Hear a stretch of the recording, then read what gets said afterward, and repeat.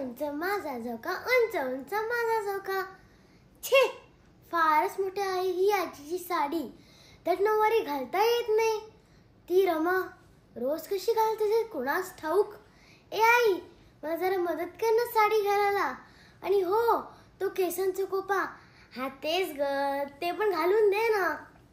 नाही नाही, fancy dress स्पर्धा नाही. अगं, आता मी साडी घालायची प्रॅक्टिस करणार आहे. का म्हणजे मोठी झाली मी, लग्न करायचं मला त्या रमेसारखं. कोण रमा म्हणून काय विचारतेस? अगं ती उंच माझ्या झोक्यातील रमा, रमाबाई रानडे. अगं हसतीस काय? खरंच मी बाबांना सांगणार आहे माझं लग्न करा म्हणून. अशी बघू नकोस माझ्याकडे. त्या माधवरावांसारखा नवरा मिळाला म्हणजे तोच मला शिकवेल. मग चांगल्या शाळेत प्रवेशासाठी तुला रांगेत उभं नाही लागणार.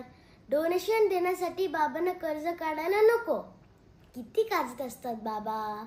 काय म्हणालीस? तुला काय माहिती? सॉरी आहे, रागू नकोस, पण तुमची बोलणी ऐकली मी काल, म्हणून तर विचार केला आता लग्न करायचं आणि बाबांचे पैसे वाचवायचे.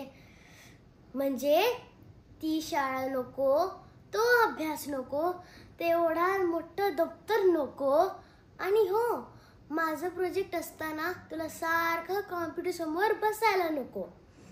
मस्त खेळायचं आणि थोडासाच अभ्यास करायचा.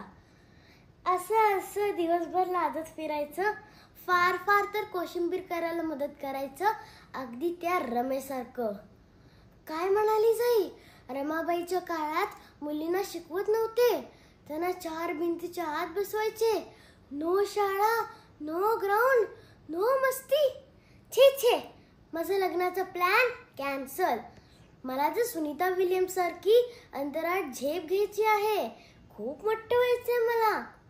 तुला सांगते, भारताची पहिला महिला पंतप्रधान इंदिरा गांधी, महिला राष्ट्रपती प्रतिभा पाटील, महिला अंतराळवीर कल्पना चावला. असं म्हटलं ना, अभिमान वाटतो त्यांचा. तशीच तुझी आणि बाबांची मान अभिमानाने उंच ठेवायची मला. अरे बापरे, माझ्या विचारांचा झोका तर फारच उंच उंच चालला आहे.